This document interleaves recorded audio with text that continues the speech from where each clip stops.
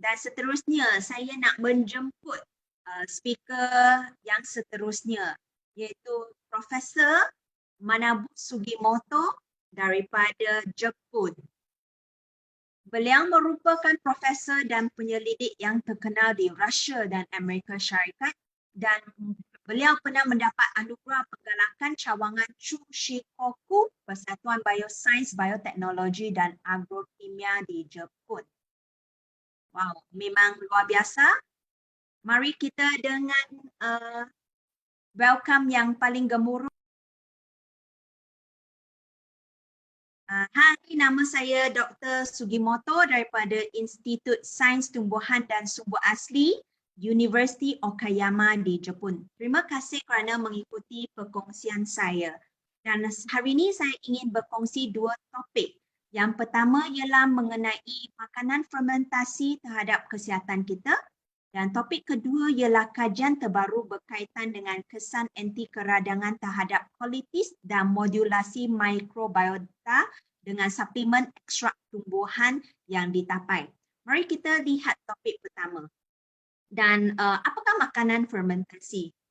Makanan fermentasi ini sebenarnya adalah makanan yang telah mengalami tindakan mikroorganisma sehingga terjadinya perubahan biokimia dan pengubahsuaian makanan yang ketara. Dan mikroorganisma seperti ragi, jamur dan bakteria bertanggungjawab untuk menjalankan fermentasi, untuk menghasil dan mengumpulkan pelbagai nutrien dalam makanan. Gambar. Dan manfaat nutrisi ini dalam makanan fermentasi adalah untuk menolong kita detoksifikasi, mengoptimumkan kita punya sistem imun kita dan memperbaiki kita punya keadaan usus. Makanan yang fermentasi ini dapat menyingkirkan racun dalam badan kita, membantu pengawal aturan sel-sel imun dan memelihara pelbagai jenis bakteria. Dan mari kita melihat fungsi detoksifikasi oleh makanan fermentasi. Dan faktor persekitaran seperti penuaan alkohol, UV, merokok, pencemaran udara, tabiat pemakanan dan tekanan di pejabat dan di rumah sebenarnya mendorong kepada penghasilan spesies oksigen reaktif iaitu ROS dalam badan kita. Dan ROS ni dia akan menyebabkan pengoksidaan lipid, dinaturasikan kita punya protein, ketidakaktifan enzim ataupun fermentasi DNA yang menyebabkan arteriosklerosis, penyakit jantung, stroke ataupun bara kanser. Dan makanan fermentasi dia dapat menekan penghasilan ROS yang tidak bagus ni dan mengurangkan risiko penyakit-penyakit. Dan seterusnya adalah kebaikan nutrien dalam makanan fermentasi, bagaimana ia dapat mengoptimumkan kita punya sistem imun dan memperbaiki kita punya keadaan usus. Ini merupakan satu gambaran permukaan usus kita. Permukaan ini kelihatan sangat licin dan mari kita melihat permukaan ini melalui mikroskop. So daripada mikroskop kita dapat lihat permukaan diliputi oleh bili dan terdapat saluran kapilari pada bili ini dan terdapat juga sel-sel imun pada bili ini. Terdapat kira-kira 2 trilion sel imun adalah berada di dalam usus kita. Terdapat banyak jenis bakteria yang hidup iaitu seperti mikroflora ataupun mikrobiota di dalam usus kita. Bahan bioaktif seperti serat makanan dapat meningkatkan komposisi chlorhydrialis kita punya badan.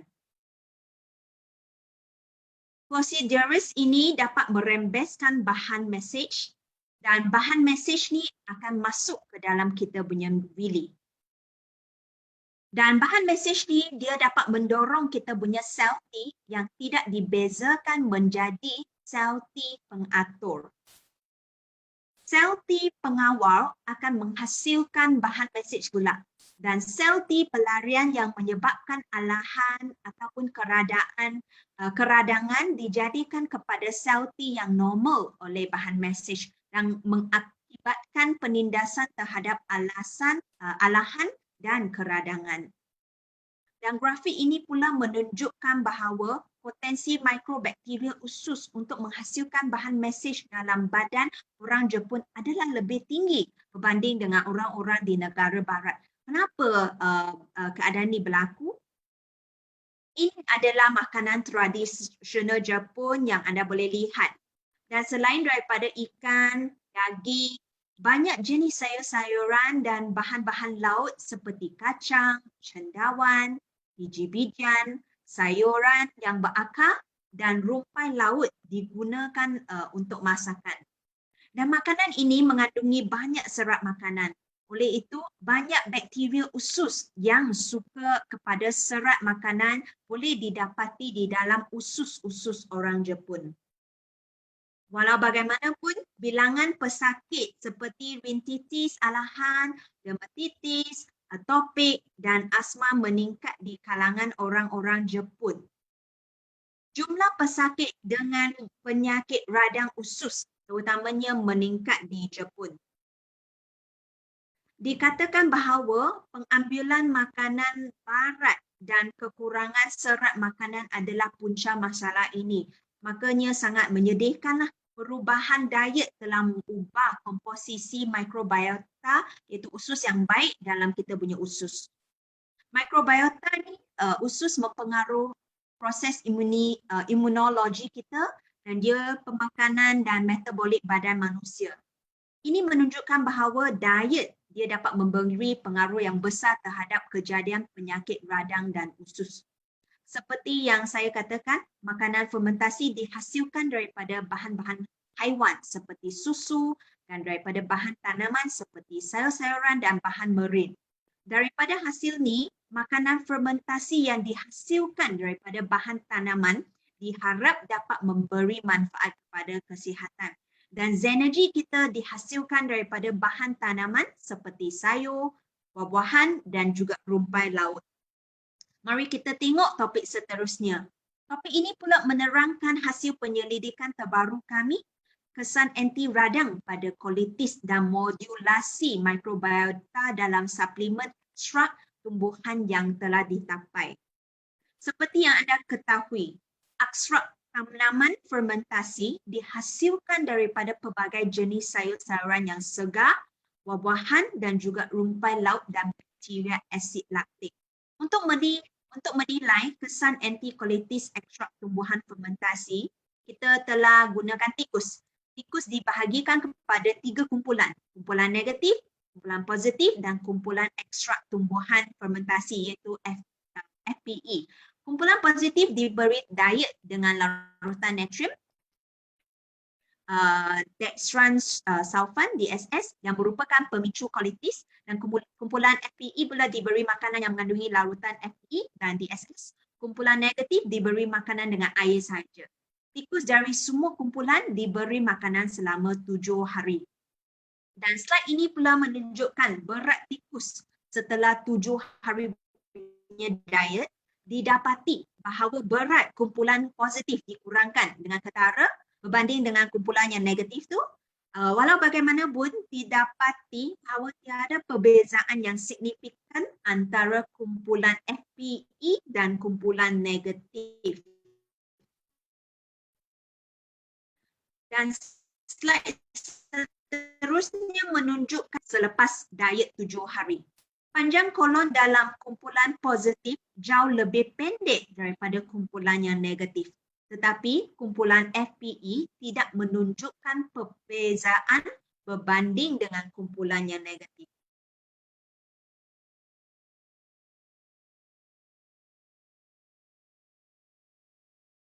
Slide ini pula menunjukkan kepekatan serum tikus IL-6 dan TNF-alpha setelah diet 7 hari.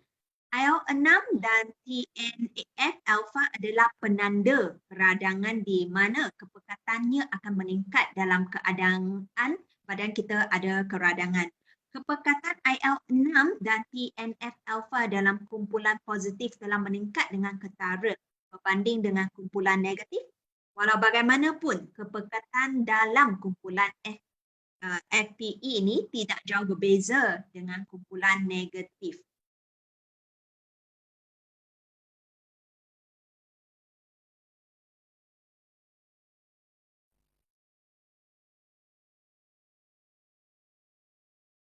Hasil ini menunjukkan bahawa FPE mempunyai kesan anti radang pada colitis. Maksudnya, tengok kita punya doktor kata sangat bagus. Dia dapat menurunkan keradangan colitis kita. Mari kita lihat eksperimen seterusnya untuk menilai perubahan komposisi mikrobiota usus oleh ekstrak tumbuhan fermentasi. Kami telah mengambil wanita yang sihat untuk menyertai eksperimen ini. Peserta dibahagikan ke dalam dua kumpulan, iaitu kumpulan FPE dan kumpulan placebo. Peserta dalam kumpulan FPE diberikan satu paket punya FPE 3 kali setiap hari selepas makan selama 3 bulan sebagai tambahan kepada diet biasa mereka. Manakala peserta dalam kumpulan placebo diberikan satu paket placebo dengan cara yang sama seperti kumpulan FPE. Tidak ada larangan diet di kalangan peserta. Peserta mengumpulkan najis-najis sebelum dan selepas pengambilan 3 bulan dan komposisi mikrobiota akan dianalisakan. Slide ini pula menunjukkan komposisi mikrobiota dalam najis mereka sebelum dan selepas pengambilan 3 bulan. Komposisi Clostridium meningkat dengan ketara selepas diet 3 bulan dalam kumpulan FPE, tetapi komposisi dalam kumpulan placebo sebelum dan selepas diet 3 bulan tidak menunjukkan sebarang perubahan. Dan hasil ini menunjukkan bahawa diet harian yang ditambah dengan FPE secara langsung dapat meningkatkan komposisi Clostridialis dalam usus kita. Dan ini juga menunjukkan bahawa suplemen FPE dapat meningkatkan pertumbuhan Clostridialis di usus dan boleh memberi kesan anti radang pada kita punya colitis.